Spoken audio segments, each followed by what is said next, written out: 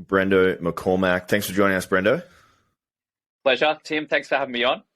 Thanks for making the time. I appreciate it. I've been wanting to do a podcast with you for probably 5 years, so this is a long time coming. That's awesome, dude. Yeah, and same thing. We got to reciprocate it when Perfect Fan Podcast starts doing its thing back in next year. So 2023, we'll make sure that we do a pod swap. Yeah, that'll be cool. I remember asking you to be on your podcast like 3 years ago, and you bin me, you reject me, and I will not give up. Did I actually? Yeah, you fobbed me off. And I was like, did I I'm going to get him. Nah, dude, that sounds so strange because I would have been keen for sure. I reckon, without going into the weeds early with this thing, there must have been something that happened at that time. Like COVID kicked off, Fitify kicked off, something happened that just detracted away from it, but we're definitely going to make it happen. Yeah, I appreciate that. So if someone hasn't seen your bald head before and they don't know who you are, how would you introduce yourself? Like, what do you do? Who are you? What do I do? Okay, cool. So yeah, it's funny. There's this whole new generation of people come in and I'm not as front of camera as I once was. Yeah. And people forget you really quickly. So a lot of the stuff I do is behind the scenes now. But most people know me as Brendo. So I think of it like Madonna. Whereas if you say Brendo within the industry and just that, then it's people are going to know who you are. I strategically did that because I couldn't get the name BrendoMcCormack.com, but I could get Brendan, but I couldn't get Brendo. So I was like, fuck, that's it. I'm Brendo, and everyone just calls me Brendo. So I started in the industry 20 years ago, next year. We'll go into that a little bit further. I've done a whole bunch of stuff within the industry. I first wanted to just sell protein. That was my goal in life, to sell protein. I thought that people who worked at supplement stores were the best people in the world. God. So I did that. I've spent time as a rep. I got into media, which is Perth Fit Fam. So I guess that's where people really started to know me as. I had a network before that, but that really sort of got me out there into the public eye a lot more. And then from there, I've created multiple businesses. So Fitify, dating up for fitness people, for fitness enthusiasts, which I sold my shares in. And if you're a fitness business in Perth, at some stage, I've had an impact in your business. Yeah. You'd be marketing to them on Facebook ads or somehow.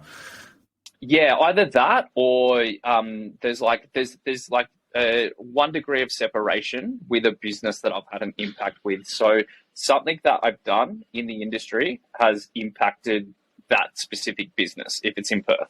Yeah. I was speaking to Steph before the podcast and we were obviously reviewing the questions that we had for it. And one of the things we most respect is how much hustle you've got and how many things you've done and how successful you've been in a lot of things. So congrats on that. It takes a fair person to do that. So I know that you've basically done everything in the fitness industry, like training wise. I think you're a vegan, you did bodybuilding, you're an Olympic weightlifter. Like, how did it start in the fitness industry? Like, what was the first steps? Like, where were you training? How'd that all work? Yeah, for sure. So I grew up playing baseball and I grew up playing guitar. So there was two things, and I was equally, I guess, at the same level in each one. So I played state level baseball, which is actually how I ended up in Perth because I grew up in Canberra. Came here for the Nationals one year, and if you come from Canberra and then you see Perth and you got these amazing beaches, this great weather, the city, I was just blown away by, and I was like, okay, I'm going to live there one day. So that's how I actually ended up in Perth. Guitar and baseball. So when I was 16, I was really skinny. I was 55 kilos, and vegetarian, actually. And I had this sort of mentor who was sort of like a bigger brother back then. And he was this jacked dude who was my supervisor at Woolies, but he sort of just took me under his wing in life. And I really looked up to him. And one time he was like, hey, man, do you want to come to the gym with me? And of course, I just wanted to be this dude. So I was like, yeah, I went to the gym.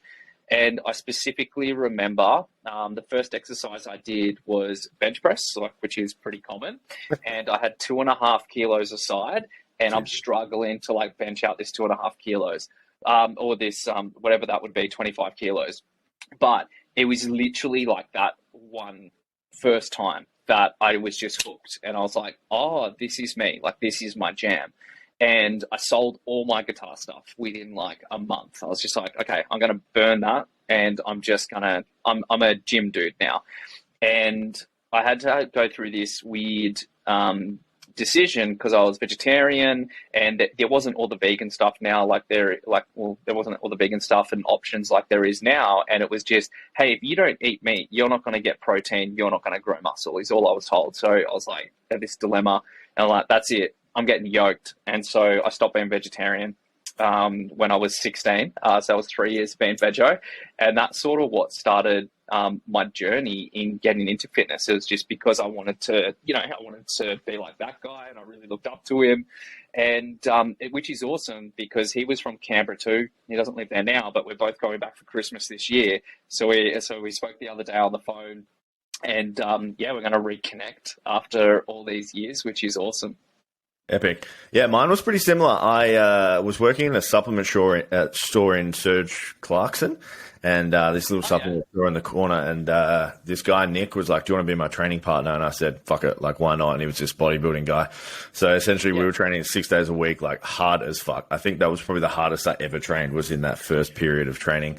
This dude pushed me. I think I gained like 10 kilos in 18 months. Like that first newbie gain phase got absolutely massive. Well, for me, massive. I wasn't like a twig anymore. So I went from like 65 probably to 75 kilos. Thought I was absolutely huge. And then the rest is history. But it's funny how like you start, supplements is like the ultimate job for you when you first get into the fitness industry. Like, I'm going to get cheap protein. Can I ask you something? Yeah, go. Just on that, sorry to cut you off, because it's like, this is hell backwards. How did you work at a supplement store before you started training? Dude, I was training, but I had no idea what I was doing, like everyone in the fitness industry. Okay. So I was like 18 training, but, like it was kind of just everything was backwards. I was a PT at Surge, no idea what I was doing. Like one of those struggling personal trainers, paying $300 a week and just getting nowhere with anything. It's the just so people know the context of this, you and I knew each other back then. Yeah. It was probably a while ago. It was 13 years ago or something like that. Anyway, It was crazy. And then I've seen the rise of Perth Fit Fam, which was pretty interesting to me back in the day. And I know Perth Fit Fam has taken many evolutions. And I think the latest project is becoming the fittest city in the world, which I saw and I loved. Can you explain like what the passion is to becoming you helping us become the fittest city in the world and what it's all about?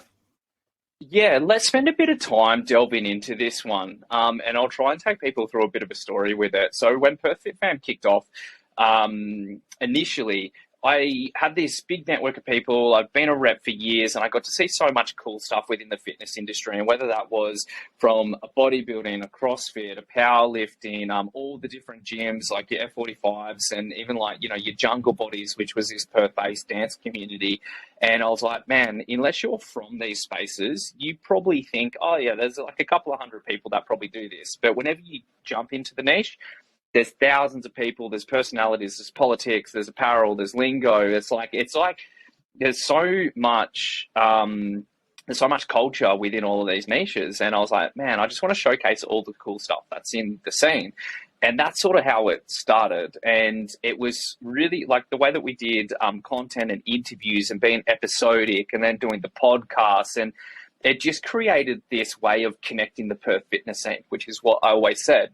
And gave the vibe in Perth that, it was a bigger community who was more so connected. Whereas if you go anywhere else, and the feedback I get from people who come over here, it's like, oh man, it just seems like the industry is so much more connected than what we have over here, where everyone's sort of just in their little holes. Part of that, I think, is to do with the size of Perth, because I always say it's big enough to make an impact, but not so big that you get lost in the crowd. Whereas in Sydney, there's a lot more going on. It'd be much harder to break through. But at the same time, I think it was just the innovation of what we did and the attention that it got and how fast it grew back then. I also think that Perth Fit Fam led the way in that we connect in the community together. So from a culture impact, I think like that was really revolutionary from now. Now, obviously, there were things that happened within the midst of that. I found a Fitify, which was the dating app. That took a lot of my focus, raise funding and, had investors and whatnot. And I was like, okay, I really have a passion for, Perth and the fitness industry and, the things that I'd done and the opportunities I had. But at the same time, it was like, okay, now this is a project that I need to put all my efforts into. So Perth Fit Fam went on ice for a couple of years, and then I ventured off and did that. And now I'll like sort of circle back to, making Perth the fittest city in the world, and I guess the evolution in this time. And we spoke off camera about how you change over the years in the industry. So we both started off as bros, like, hey, we're skinny dudes. We just want to get big and, drink protein. And then we both sort of ventured into more of a functional sort of training. And, whether you're doing CrossFit sort of style or you're doing Olympic weightlifting, there's different sort of things that you venture out there where it goes from being less about aesthetics and then more about athletics. And then now I'm sort of at an age where I'm not so concerned about that, but it's more so longevity. And hey, what does this fitness endeavor actually do for me health-wise, longevity-wise? Obviously, I want to feel good, and I want to live a long, healthy life. So that's my personal journey, and I think most people go through a similar sort of journey as they go through the years. From making the fittest city in the world and the passion from that, obviously, I love Perth as a city. It's my favorite city, and we're lucky that we get to live here. And I love the fitness industry and have a wealth of experience through that. The way I got to this point was I've grown up in the fitness industry, and I'm surrounded by gym people all day. People like you, my wife, we met from the industry, all my close friends. I'm in a gym all the time. So my lens of the world was that, hey, it's not like early 2000s where there was no CrossFit, there was no 24/7 gyms, there was only, some big box gyms around, and no one knew about protein or nutrition. And, back then, if you trained and took protein, you were definitely the fittest person within the community. And in saying that, Canberra wasn't a big place, but me and my mates, we definitely stood out in Canberra back then. So yeah, I'm like, okay, it's not like the early 2000s. Everyone knows about fitness. Everyone has a gym membership. There's gyms on every single corner. But then when I actually looked into the data, which I came across, and I've got some numbers and stuff now, is it's still such a small percentage of the population that do physical activity. So less than 18% of the population actually go to a gym.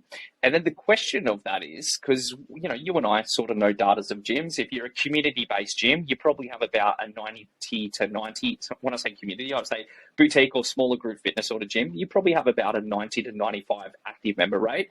If you're a bigger box gym, you probably have about 20 to 30%.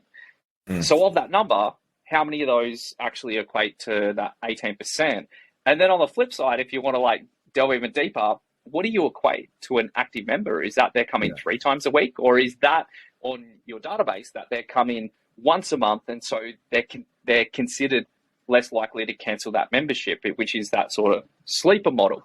So I'm like, man, this is crazy. I can't believe that so many people don't do physical activity, don't take care of their health and fitness, because I've never met someone who made a life change, got fitter, felt better about themselves, looked better, going to live a longer life, and then went, fuck, I really regret that.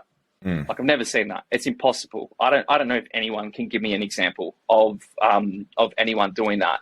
And so the passion, I guess my passion for the industry has changed, where I'm like, hey, as an industry, we do something amazing. And I don't think that we get credit for it. The government sees us still as recreation. They don't see us as health. And partly it is recreation, but partly it's also health. They're not exclusive. They still see us as people taking photos in mirrors, wearing stringer tees, trying to look good for a festival. And to the point that if you go to LinkedIn and you go to put in your industry, or if you do signing up on a form and they select industry, we're other. We're not like an industry that people look at serious enough. Yeah, that's right. We're sort of like that other industry. Now, the impact that we have is every single person who is inactive, physically inactive, costs the government on average $2,500 per year. Now, that's like over 80% of the population. It equates to $1.5 billion in healthcare costs per year, which are preventable by people just doing physical activity. And for me, that's crazy. So I'll come back specifically to Perth. So even knowing this and not really getting support or recognition from the government, even to the point where in COVID, we weren't recognised as an essential service. That will flip around now. In Queensland, it's already flipped around, but that's definitely going to change over time. But if we can showcase the return of investment for the government to invest in our industry, not only does it get people fitter, gets people more active, it closes that gap, but it helps businesses as well if we're getting that support, and whether that's from cash, whether we're talking subsidies here, whether we're just talking about awareness, whether we're talking about partnerships, there's mutual benefit, and it will save the government what was projected. I think it was not Murdoch Uni, it wasn't here. It was a university actually over east, because it's a report which I've actually got from AusActive, who I've been doing a bit of collaboration with. The return on investment would be about 3.1 times for the government to do it. The issue with it is your election cycles run in 4 years. To see a return on this, it's going to be our generation. So it's going to be impacting our generation get active, because it's about a 20-year turnaround until, okay, how many of people who were born in the 1980s, let's say, I think you might be on the cusp, you might be in 1991. Okay, so, but within that sort of range, how many of those people can we impact, which is going to save us on those healthcare costs within the future? And then who's going to have the guts to say, hey, I am only going to be in a 4-year swing, so I'm going to put in Band-Aids, as opposed to actually creating a long-term preventable solution. And this is the challenges that we're going to face. So when I look at that stuff, and again, my progression in the industry is different. Some people are concerned about, looking good. I'm sort of looking at a very high-level view of the industry and how can we make that impact. So I think part of the question was, that obviously should showcase my passion for that. Yeah. I could talk about this on a national level. My city's Perth, and that's what I'm passionate about, is we can make an impact in Perth, and I believe that we have a platform and resources and knowledge to be able to do that. So from us as an actual business, and I guess this is the lessons that I learned through going through a startup process, so going through the build. So if you look at someone from a funnel process, or if you look at a customer journey from a funnel process, you essentially have like awareness. It's called Pirate Metrics if someone wants to look it up, and it's AAARR, so Pirate like R, which is pretty lame. But it's essentially you start off with awareness. So somebody is either aware or they're just completely unaware. And one of the biggest problems that we face is that the broader population just literally aren't aware of what we do, the fitness industry. They think it's only for jacked up people who have an ego. That's an awareness problem to overcome. So establishing that is key. Then you've got acquisition, which would essentially be getting a lead. Then you got activation, which would be those people, let's say, for instance, activating their trial. Then you got revenue, which is that person becoming a paying member. And you got referral, which is how many people does that person tell their friends? Word of mouth, still massive. And then retention, which is a big issue with some gyms or businesses, but there's always a churn rate built within that business. So if I look at Perfect Fam and what success or like the outcome that we want to achieve of it, first of all, we want to really work on that top level part of it, essentially the A components of the funnel for the broader population. So we're a media business. We are known for our content. Our reach is our reach, especially when we partner with people, is amazing. It helps out. So how can we tell a story over a period of time to showcase not only what's happening in the industry, but to inspire people to get involved with something that they love? Because I think that there's something for everyone. It doesn't need to be slinging barbells or dumbbells. There's something of physical activity. I think that everyone can go, hey, that's for me. And our job is to be able to showcase that and inspire people to be able to do that from a platform standpoint, because you've got to have a Northern Star. Like you've got to have that, hey, what's that key metric that is most important for us? And ours also works through a funnel process. So we are perfectfam.com.au, which is where our content is held on, and our database of gyms and whatnot. So for me, obviously there's traffic, which isn't really, it's a bit of a vanity metric, but it does show a level of success that people are coming through. But then you got listing views. So how many people are actually going from coming to the website to then exploring a business, and what's that percentage? So what's the intent of people actually coming in? But the final one is how many people make an inquiry within a business. So we're essentially building out the awareness, getting people interested, somehow targeting them, whether it's through organic, whether it's through paid, whether it's through part of our web content and it's an interest piece and somebody search for it and they sort of funnel through that journey. But how many of those people become an inquiry? So the fittest countries in the world, if you want to like edge in, I'm sort of like going through, if you need to edge in, let me know. I got a few questions. I'll jump in a minute. Okay, the 2 fittest countries in the world at the moment, from what I've seen, is Sweden and Norway. And their percentages of people that train at a fitness facility, so, gym studio, something along the lines of that, it's still only 22. It's not that big of a gap. Australia, it's actually less than 18. We're fitter, so it's probably around about the 17 mark. So it's like that 5% gap. So for us to be able to become, let's say, the fittest city in the world and reach that 22, it works out to be about 100,000 people who don't currently train, who then go, hey man, I saw that thing and that inspired me and I want to take up health and fitness. So it's actually, there's actually like a concrete number to get that level of success.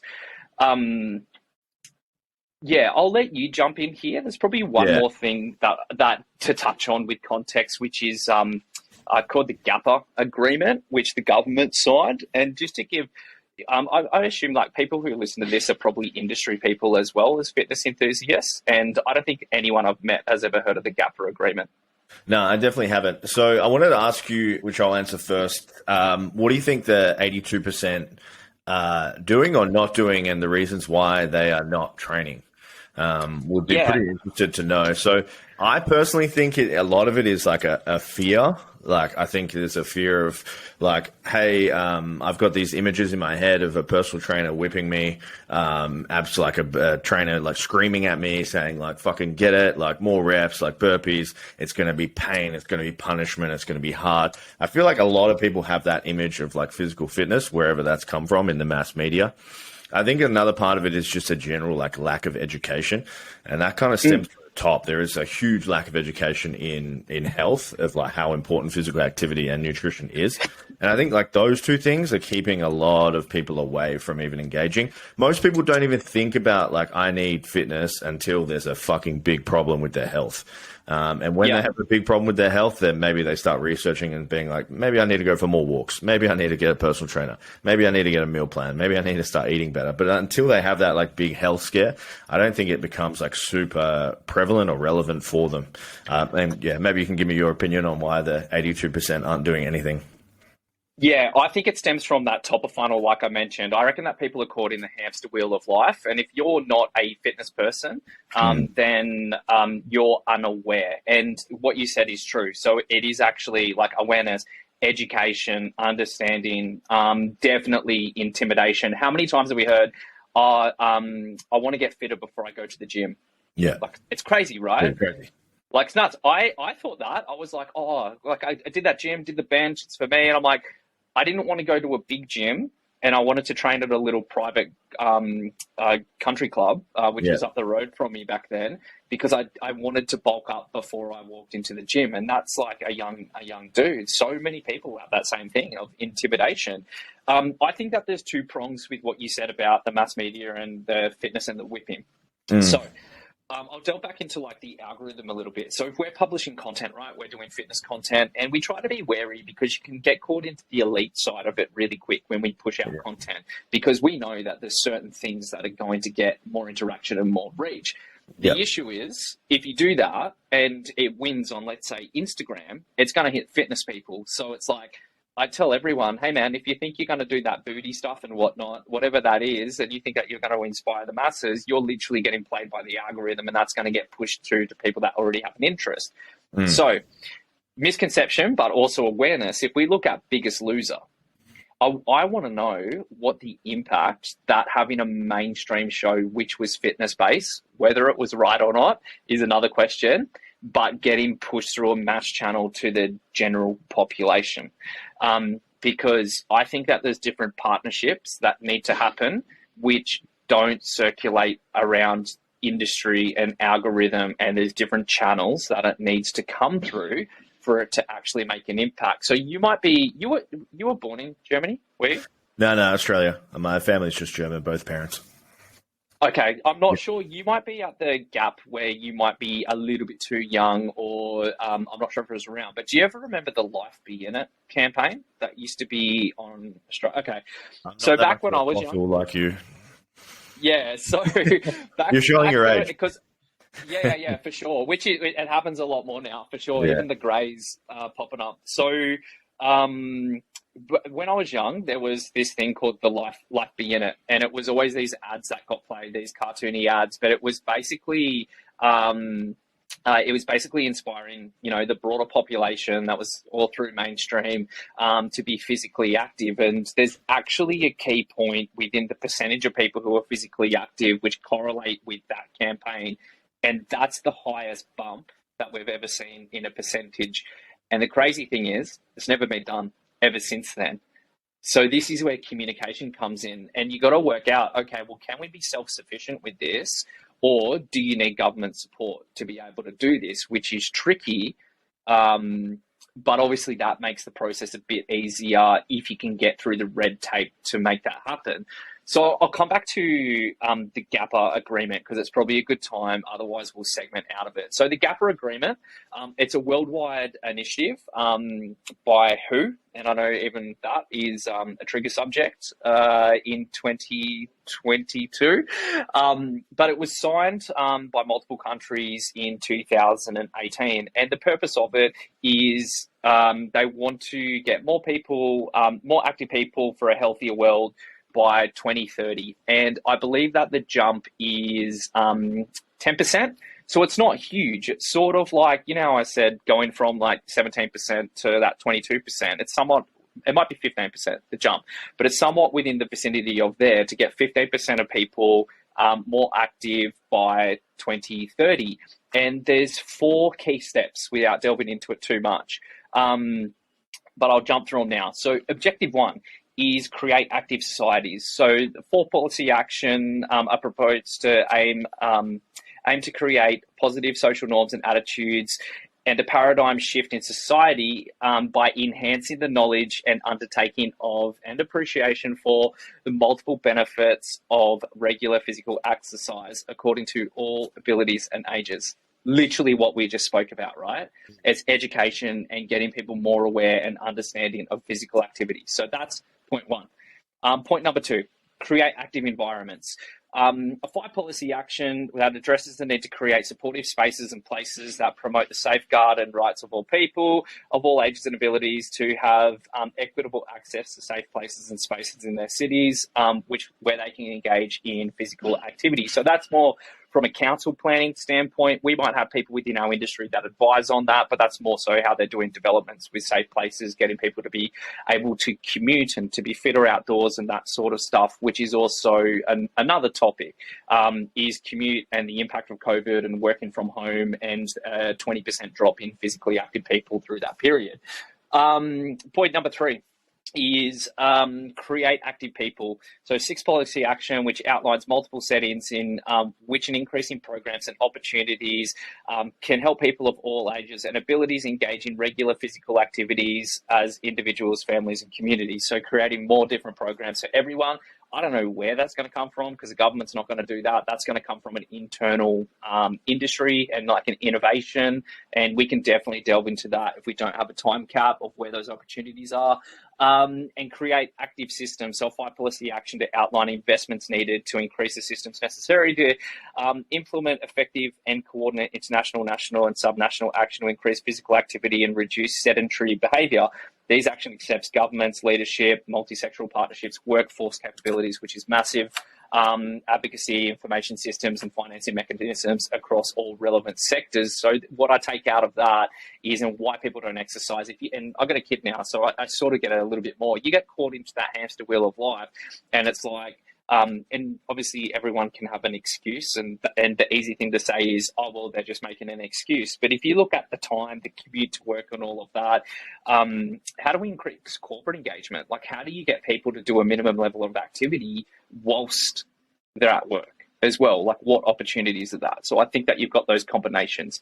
So that's all awesome, right? And having that plan and signing up to that plan is all awesome. The issue with this is zero effort's been put towards it. Well, I think the only one I was going to say is number 2. I think councils definitely are making spaces to engage in physical activity. That's the only one that you went through there out of the 4, which I thought they're actually doing. Other than that, maybe we're in an echo chamber and we don't see it, but I can't see fuck all being done on the other 3. Yeah, I could tell you nothing's been done because I was at the Oz Active Leaders Summit.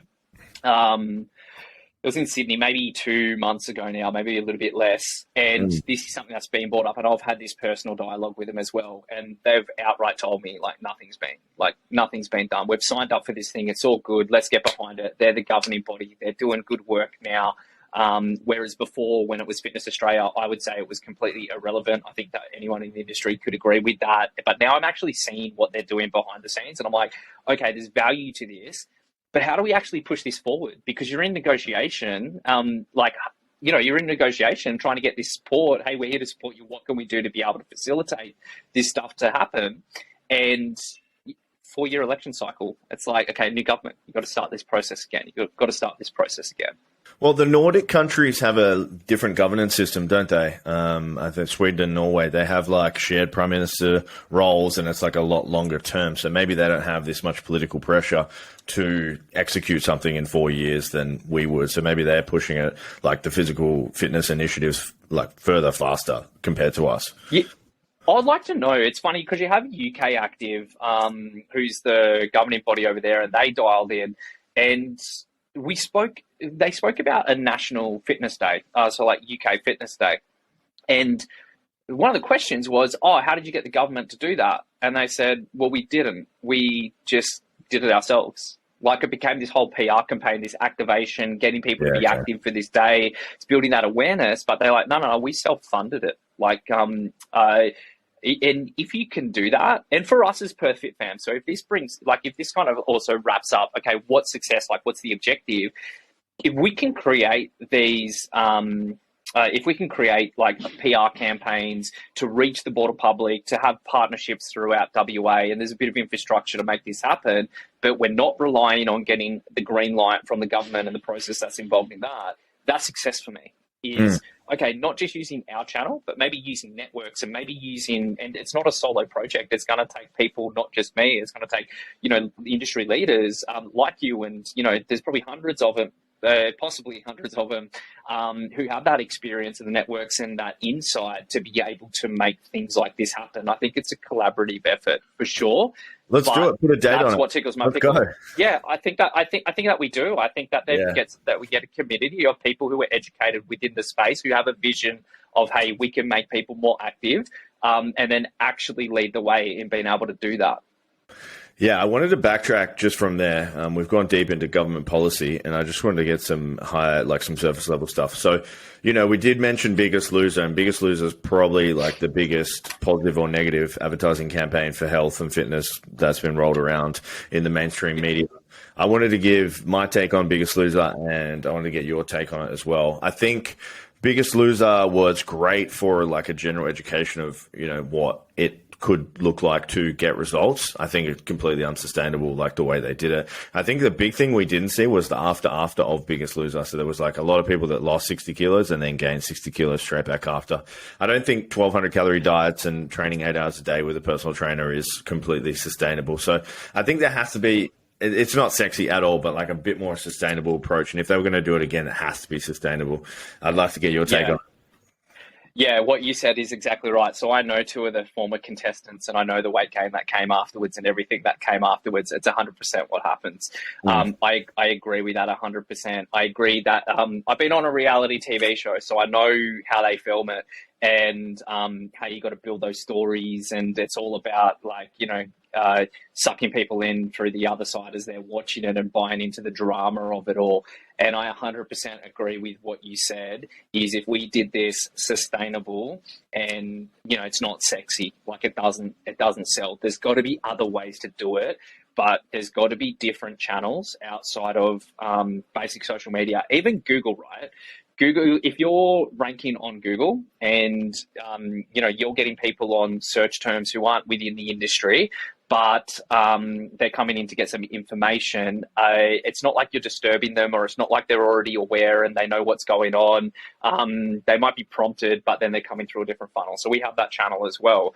But even to get somebody to that point, it doesn't mean that it's like it had to have been top of mind. There had to have been a trigger to get someone to go, hey, I want to make a lifestyle change. Let's just say it as broad as that. I want to make a change, and then put in a search term. How do you inspire people to get to that point?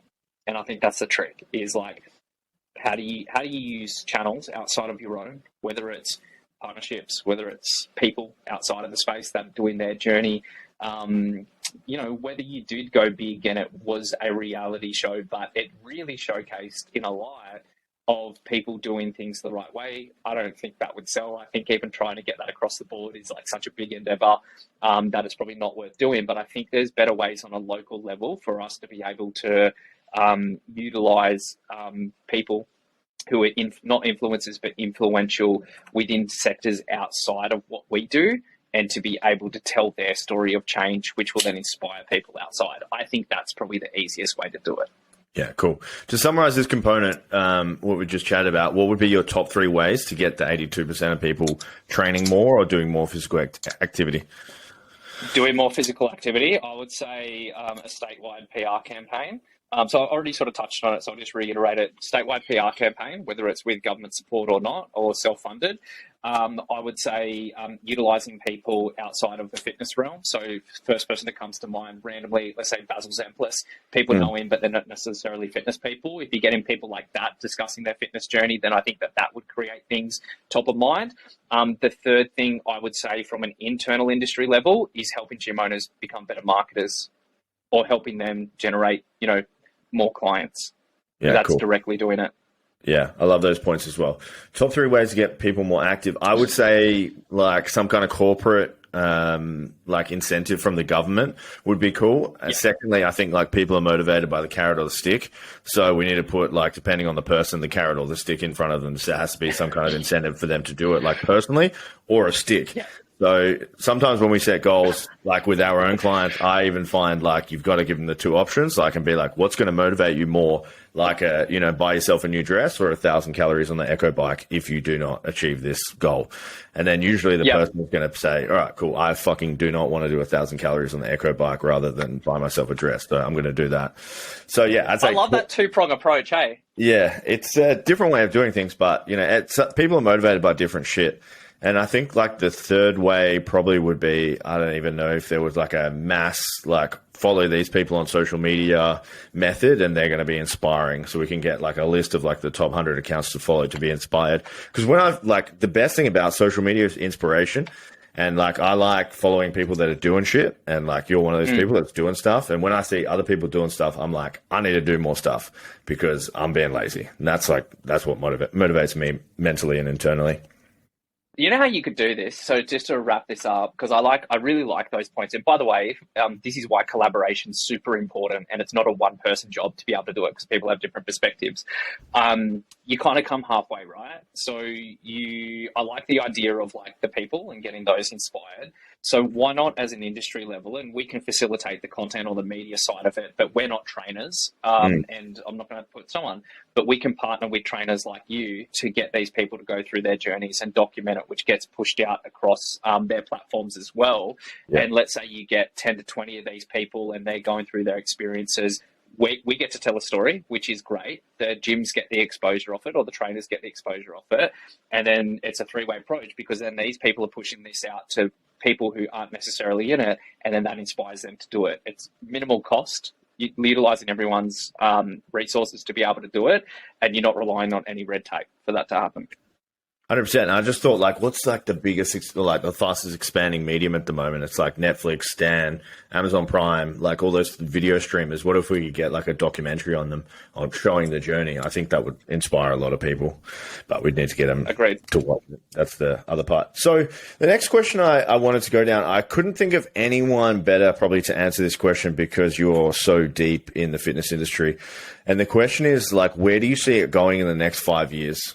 Like, where do you see it evolving, de-evolving? What do you think's going to boom? What do you not think's going to go well? Like, basically, what do you think's going to happen? Yeah, so it's funny because I get asked this question a bit, especially in this sort of environment, and I don't think that there's going to be the next F45. Like, 24/7 gyms revolutionized things for back then. And then big box gyms pivoted and then they offered 24/7. Then you had, let's say, CrossFit came into the market. And then that opened a door for gyms like Helix, where you don't necessarily need to be CrossFit, but it's the same model of it's a community-based gym in a small group environment. F45, obviously, as a franchise, came off the back of that. And now there's probably, I think that the actual number is 50 or 52 franchises in that model that are registered in Australia. But let's use big four is F45, Fitstop, BFT, and I'm sure I'm missing another one. But let's just say those three. Maybe? Yeah. I think they're almost defunct in Australia now. I just don't think it was a model that worked out well. They got dropped by Collective Wellness, who was the master franchisor, so I don't think that was successful. But let's say those. But there's all that sort of stuff popping up all the time. Then you got like the like S30, who's Perth. By the way, love seeing Perth. People do epic stuff, and Luke and the team have killed it with S30. I know that they're going to have international expansion with the kind of nightclub sort of feel-in gyms. I think that's awesome. I think that big boxes have so I reckon there was, if we look at ebbs and flows, I think that 24/7s changed. Big boxes adapted to that. They started offering 24/7 as a standard. I think that the biggest shift previously was that boutique wave that came in, and it was that small group training. And I think that big box gyms didn't have an answer for that, not in a really good way.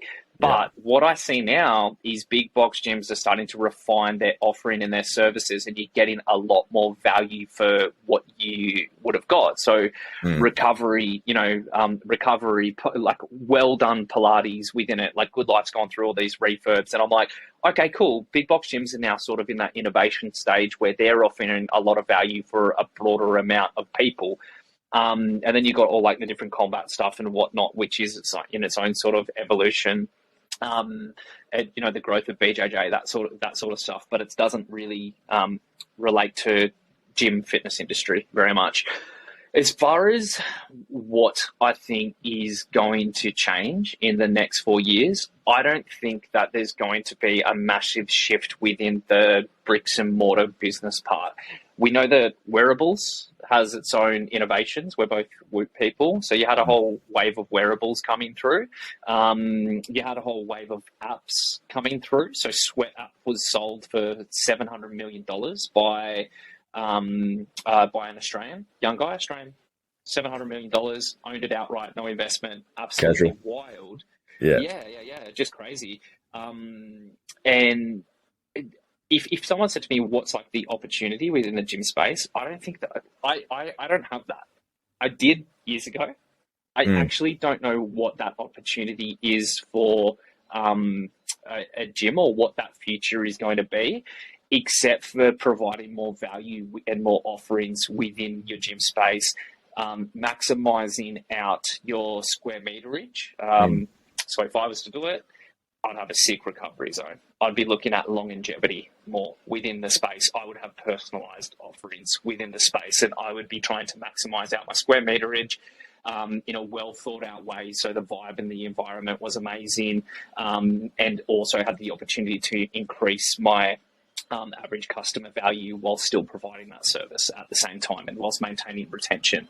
I don't foresee anyone knocking the socks off innovation anytime soon.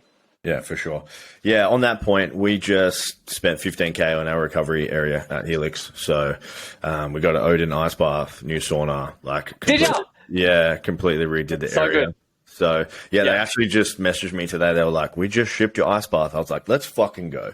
23rd of December coming. So yeah, I'm pumped for that. But if I did it, I would do the same thing. I would go to Odin. I would want that luxe experience for people to come into, and I just like, it's that whole package.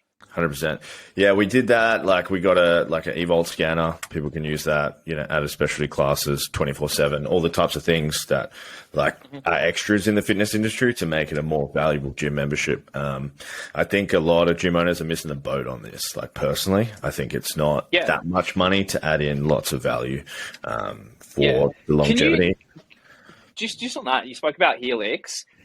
What do you think of the innovations where do you think the industry is going to be in 3 to 4 years? And I might have answered that incorrectly, but the innovations, where do you think you're going to see changes? I personally think gym owners need to stop copying each other. I think it's a big problem. One gym owner gets a new piece of equipment, the other one buys the exact same piece of equipment. And I feel like it's not true innovation coming from that angle. Personally, where I'm taking it is the science route. So we're going hard on velocity training. So I don't know if you're familiar with it. I'll go through it as if you're not. But velocity training? Yeah. So speed of the bar will dictate the intent of your lift. Do you use the measurements? Yeah. Do you use those little cables? Yeah. Cool. So we've got 4 racks getting hooked up at the gym with iPads, and then the bar speed will be tracked. So the beauty of it is if you've got 3 athletes and you're all squatting the same amount, you get a bar speed. And then the next person goes and he says, I want you to beat his bar speed. And then it becomes a competition on the rack, on the speed. And you're probably like, that doesn't fucking matter. Or you're either on the other side where you're like, I'd like to be in that competition as well. So you're either like, you don't care or you do care. But if you do care, it's pretty exciting because studies have shown over a 12-week block, you can get 5 to 15% more gain on a regular, nothing else has changed. So that's kind of our next level innovation personally on what we're doing. I think more science has to come into the industry because currently it's everyone's doing basically the same program in every gym. And I think a one size fits all approach is good, but I think there has to be some variation in it as well for each individual. So I think individualization is coming. I think people are going away, especially what I've seen in the industry, people are going away from big classes. And I think small group is becoming more popular, and even one-on-one has made a resurgence in the fitness industry. You can let me know. Yeah, for sure. So even financially on that, and some people who listen to this might know Alex Hormozi. They might know him as, the new Gary Vee, or they might know him as Gym Launch. So I'll talk for him from Gym Launch. So he has this business model. It helped out so many gym owners, but I was just reviewing some of it the other day, and it was there's different levels back then. So you've got your group fitness, which is your 16s, but then you've got your higher end, which is your 4, and then your personal training, which is your one-on-ones. And I don't see a lot of gyms utilize that option, which could be really effective in increasing not only the personalization of the service for those who want it, but then the value of that member for those who want it as well, which is probably also going to increase retention because they're getting a more personalized service instead of just being, just one of them. So I think that's an option too. There's always 2 markets which never get addressed properly. And it's definitely a blue ocean, which I don't think that anyone is really factoring in for. But how it gets delivered, I don't think that anyone's going to innovate for within our industry. And that's younger, so teens, and older. So older, let's say 60 plus or 65 plus or whatever that age bracket is. One issue with the 65 plus, and this is brutal, but they're definitely at a later stage and investing in that. From a gym owner, let's say like Helix, you're probably not going to invest in that. It's not your model. Not my passion. F45, no, not your passion. F45, and square peg, square hole. You can't be everything for all people. F45 tried doing something years ago where they addressed the 2 markets. From an outside perspective, I was like, oh, genius, this is great. From a business perspective, great, because if it works, it means that they've got their standard class times, but then they get to maximize their lease time because they're going to have kids coming at a time when other people wouldn't come. Let's say it's after school, so 3:30 to 4:30. And then you're going to have the 50 plus, or retirees, so 50, 60 plus, and they're going to come at different times where they wouldn't usually be generating membership sales off that space. And I'm like, okay, perfect. They're addressing both markets. They're maximizing their return for that space. Awesome, everybody wins. But it didn't work. They got rid of it because nobody came to Prodigy. Nobody came to whatever the other one was called, and it just didn't work. There's opportunities, but what do those people want? And this is when you start going back to it. Maybe aqua aerobics is it. Whether that's right to stop arthritis? No, osteoporosis. Yeah. Yeah, this is where you come in because I'm a bro, and this is where smarter people come in. I'm a bro as well. I'm a bro with a degree. That's it. Yeah, you got a degree. I didn't even go to uni, unless it was for a university party. So this is again collaboration. I like to see the opportunities and solve the problems, but it takes people with a different intellect to be able to be a component of that as well. So I think that if you're investing in the future and you can find a way to really hit like the teens and kids, and it might not look like barbells and dumbbells or even in a gym, but it looks like something. No one's innovated that and turned it into a business model yet, as far as I'm concerned, unless you say sport. And then on the flip side, it's like, the older population. How can you find an enticing solution which genuinely helps with common diseases and gets them into chronic diseases and gets them physically active more often? And I think if somebody can effectively solve those problems, then that's an innovation that should happen. Yeah, 100% agree. They're two like demographics which are probably very important for society as a whole. I think if we get the kids in a good habit off the bat, that's going to be incredible for society. And if we get the older people, sorry, I'm probably speaking derogatory towards old people right now, and I doubt they're listening. They won't know how to use their phone. But, I think if we savage to say, but it's true, right? Yeah. If we get them healthier, it's going to be like better for everyone. Yeah, for sure. Yeah, in America, it's done. Like they have, I know they have. It's like a plus 40s gym in California, a like franchise. The owner of the founder of this was in my business networking group a couple of years ago, MPE, and I remember hearing all about. I thought it was fucking genius. Like it's incredible, especially in like really affluent areas. Like they are killing it. Southern California. That's crazy. And then the scary thing of that? Yeah, I'm almost in that bracket. Well, you're a masters athlete now, aren't you? Yeah, well, it depends which sport, but yeah, technically 35 plus.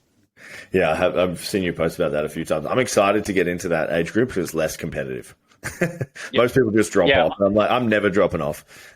I sort of have this window now. So whenever I've won anything or like F45 playoffs and all of that, I haven't technically been great. I've just seen a window of opportunity where I know that I can win something or I can hack the system. Tim Ferriss used to do it. So he had like world records in dancing, and it's not because he was great. It's because he found a way to hack the system. So I essentially did that. And that's how I've done a lot of the stuff, not because I'm great, but I have this window of opportunity to break a lot of masters records before all the people who are great now in opens are starting to turn 35. So I'm like, all right, if I'm going to do it, this or 2023 is pretty much the last year that I have to be able to get my names etched in the record books. Are we talking CrossFit?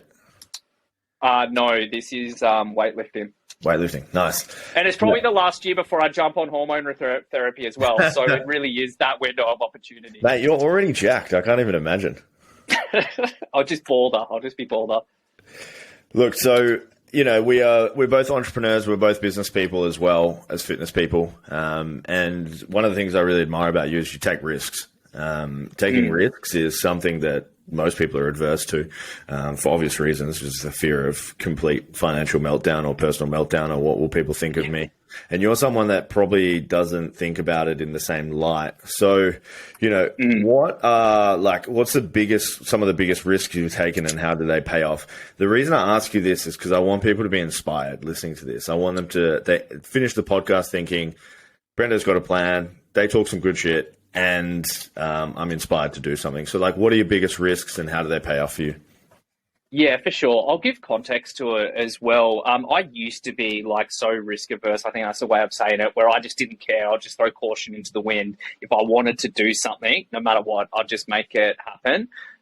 After I became a dad, that definitely changed a bit, where all of a sudden you got minimum requirements financially. What's the worst thing if it's me? I don't care. I'm going to make it work. I moved over to Perth with I think maybe less than a couple of $100 in my wallet, with no job, with nothing. I literally moved over and I'm like, yeah, we'll work out, and jumped on a plane and stayed at my mate's house. I'll come back to that because I'm actually going to use that as the one which paid off. I've done businesses where I'm like, hey, this is what I'm going to do. Whether it's Perth Fit Fam, there's an opportunity. I've got some form of feedback that it's going to work, and I just quit my job and went full into it. Probably stupid, but it happened, and I did it. And I went through processes like that to be able to do it. Even Fitify got validation, got funding. I'm like, okay, I'm going to stop them, and I'm going to put all my efforts into this. The biggest thing for me is, actually, I'll finish this off. I had a baby, and sold my shares at this time, banked some cash, was taken care of in that instance. But I became a dad, and I actually sat there and I worked out what's the minimum amount I can earn to make sure that we have a roof over our heads, that we can eat, and that stuff's taken care of. And I had that number. And I going into business this time and leaving like a job, which I had after I sold the app. 3 months afterwards, I was like, okay, I'm a guy. I've got to work. It's, you've got to have purpose. And I ended up going to work for someone else because I wasn't ready for business. When I was ready to get back into business and I had that itch and I knew what I was going to do, I literally was like, okay, what's the minimum figure that I need to earn to take care of my family? And I had that. And I made sure that I could do that before I left, which I could. Had I been younger, I wouldn't have cared. I just would have like, hey, this is what I'm going to do. I'm just going to go do it and put all my energies into it and make it happen. The outcome of that, being younger and not being in the public service, which growing up in Canberra, that's what you do. That's what my family wanted me to do back then, is become a public servant, earning that average amount and hating my 9 till 5. I flew to the other side of the country. And I went, that's not what I want for my life. I want to go explore it. I was definitely the black sheep of the family. And like I said, I jumped on a plane with no job, no nothing, and then just started my own journey, working my life out at that point in time. The process of doing that is I got to do what I love. I found it early, which I'm lucky. I got to do what I loved. I tried things along the way for sure, but I took risks and I threw money into stuff, and I didn't care if I lost the money, but I was just going to try things. I worked it out after I sold the dating app, and I banked some cash. And I actually said, you know what? If I would have saved a regular amount every week or whatever, and the compounding interest effect of that, I would literally be in the same situation, but I would hate my life. Yeah. I might not hate it. I just might have become dull to doing something, and that was my life. I was going to work 9 to 5 to make ends meet, and then try and live outside of those hours. So I got to experience stuff. I got to film with Arnold. I get to go MC CrossFit things. I literally get to hang out with people that I love, and I've created situations doing what I love. And work for me, work and personal, it's now I've got a baby, it's separated for sure, but there was no line between the two because I was literally living my life, like doing business with people I wanted to, and I just made somehow a career of being me, and somehow that worked and I got to make money from it. So I think from a risk perspective and trying to put myself in somebody else's shoes, and depending where they are at life, if you're young, like if you're in your 20s and there's something you have and you have some level of validation that people want it, whether it's a product or a service, just go for it, hammer it, work out what the minimum amount is that you need to take care of yourself. Make sure that you can cover that. Well, I would suggest, because I never used to do that, I'll just risk it all. But, I would say just understand what that number is, not I'm going to earn $1 million a year and that's when I'm successful. Just what's that minimum success line to feed yourself and to put a roof over your head. And then just go from there and let it compound and become great at what you do and learn the lessons along the way. Because I can say the experiences that I've had have all compounded and all helped. And building an app was like a 2-year university degree in tech and data analytics and startup science. It was wild. And the impact that has now had on not only in my business now and how we operate, but also the impact I have on other businesses is like astronomically different, because all of a sudden I've got like this different level of knowledge just from doing it. It's crazy. Yeah, 100%. I totally agree. We were out to dinner with some close friends of ours last night, and they started a business about a year ago. It's not exactly killing it, and they were like a little bit upset about it. And I kind of said to them, look, I've been doing entrepreneurship or working for myself for 13 years. It's not about how much money you make or how successful it is. It's about the skills you learn. Because if it's not this one, it's the next one. And if it's not the next one, it's the one after. At some point, one of your like things or projects or businesses is going to take off, and it's about acquiring the skills in each, season of your life, so to speak, so that when the big opportunity comes up, you're going to fucking crush and dominate. And I think when you reach every one of those steps as well, because you always look back and you're always like, oh man, I wish that I knew back then what I know now, or how I would have done that different. I still do that now, where like I swear every few months I'm still like consuming and still learning so much that I'm like, oh, I would play that so different. And I'm 37 and it's not like I stop now. I'm like, oh, I'm just going to continually just get better and better and better and better at this. And the way that I'm going to do that, obviously you try and learn, from other things or other people. But like, I know that we spoke about being in groups, and I'm sure that, we're both paid for different education, non-tertiary education. But I literally learn the most now just by doing it and testing it. Yeah, for sure. I love that. So, what would you what would you say to someone that's, on the cusp of taking risks or making a big decision which could adversely, positively affect their life or negatively? Yeah, okay, cool. So if I had to tell anyone anything, I would say validate your idea before you jump. And if you have a product-based idea and you think that you've got the next big gadget or whatever this thing's going to be, and you're like, it's going to kill it, but like you have not got interest of anything, or you can't measure basic data, like conversion rate, average order value, returning customer rate. So I'm talking that's probably more of a Shopify standpoint. I wouldn't completely drop my income now that I'm older. I wouldn't completely drop my income until I had those things, until I had some level of proof that I can scale it. I'd say take the risk in investing into this thing, like 100%. I don't care if it's, whatever savings, whatever splurge accounts, whatever mojo accounts you've got set up if you're into barefoot style. But I would take the risk into invest it, establish validation. Once you've got your validation and you can prove scalability and just put in that extra hustle, then you can start to cut your other stuff. That's how I would take that's how I would say take the risk, but just make sure that you take care of the other stuff so you don't need to worry and make bad decisions based on finance. So that's if somebody like already, they're ready to take that step. If we scale it back and people are just too scared to do it, and I think this is probably the one that I should have let in with that will resonate. If you have this idea or you have this dream, but you're just too scared to do it, like fuck that. Like get rid. That's the part that you need to get rid of. You may as well test it. What's the worst that's going to happen? And most fear would be, oh, what are people going to think? It's like, I remember, all right, so we did the dating app, right? It started off as a joke. I got so many messages, people thought I was an idiot. It's crazy.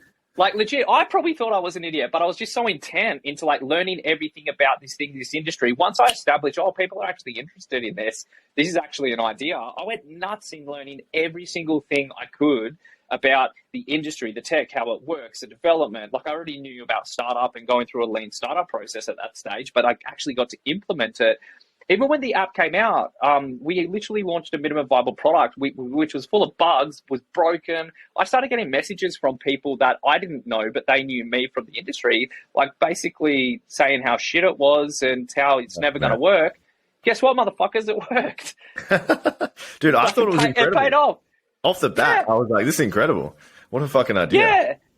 It worked, but like I just had to take it, and I was like, "Oh yeah. It's all like that was all there." But you have to go through that stuff. Like, I mean, someone is definitely talking shit somewhere, but I don't know. I just don't even think about it. Like, you just get it done. If it tickles my pickle, and it's like if it's something which I go, "Hey, that looks like fun," and like I think that there's I've got some level of proof that there's a market for it. I like to operate in a blue ocean. So like something which is a new innovation. That's sort of like my space where I like to work. It's like creating something new. Yeah. And I'm like, hey, if I've got a level of proof and however I can measure that, whether it's through building a waiting list, whether it's through doing something on Instagram and see what the traction off that thing is, I'm like, okay, I'm going to keep on putting into this. I'm going to keep on putting into this. So if you've got an idea, just do it. Just like find how to launch a minimum viable product do it, or minimal viable service, whatever you want to call it. Do it as much as you possibly like, as close as you possibly can, and as fast as you possibly can. Work out what the engagement is on that to see what the market feedback is. And if you're getting market feedback, that might be for someone who's scared to, let's just say randomly, start a massage business just as a random thing. But you're doing this service on the side of what you're doing and you're building it up. Cool. Okay, you got validation. You love what you do. You're passionate. That's probably a bad example. I'm just trying to think of something not product related. But get the validation, test it early, get the feedback. And then when you're good to go, just send it. Just send it. That's the final send off there. Yeah, I'd like, just to hammer your point, like people at 9.999% out of 10, no, so 9.9 out of 10 people that are talking shit generally are doing nothing. So, like, yeah, you know, that's the rule of thumb. Finally, this is a spanner in the works. Our final question before we wrap this podcast up, which has been incredible. What's something I haven't asked you, but I should have? Ha! Yeah, we used to hammer people with this all the time at the end of the Dad Bub podcast. Payback. Yeah, and I'm like, easy question. I don't even know. Something that you should have asked me, but you didn't.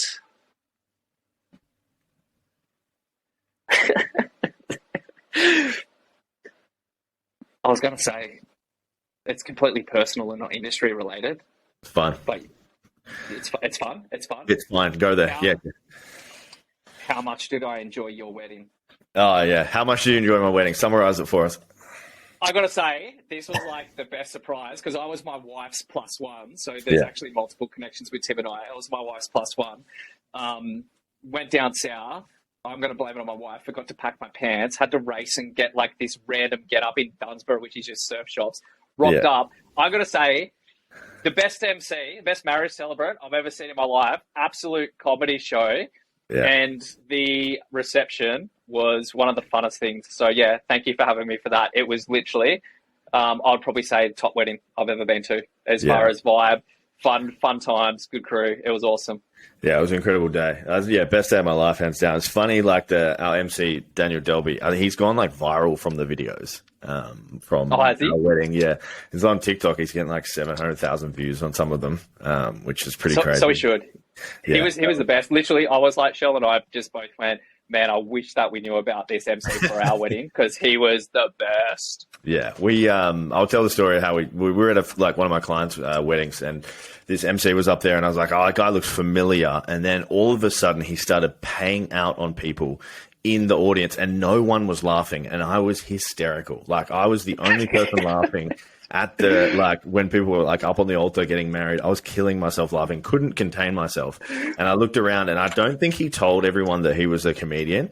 And I was just like, this is the best thing of all time. And then I looked at Steph, and I was like, we have to have this guy do our wedding. Yeah, it was a good choice. I don't know how people wouldn't know he was a comedian, but I can just imagine, like, if you got a real serious family and what was coming out of his mouth, he was solid. Yeah, he was great. So, Brendo, how do people find you? And thanks for jumping on. Yeah, so probably Instagram, so just Brendo Mccormack. Or if you just type Brendo, it's definitely going to pop up, especially if you're in Perth. If you want to find out a little bit about more what we do, so Perth Fit Fam, if you don't follow it already, just go to Perth Fit Fam on Instagram, TikTok, Facebook, whatever that is. And if there's something like you got questions, just feel free to like reach out and shoot me questions. And yeah, man, thanks for having me on. Looks like we need to organise a public holiday for Perth Fitness Day. Let's do it. We got some follow-ups. Thanks, brother.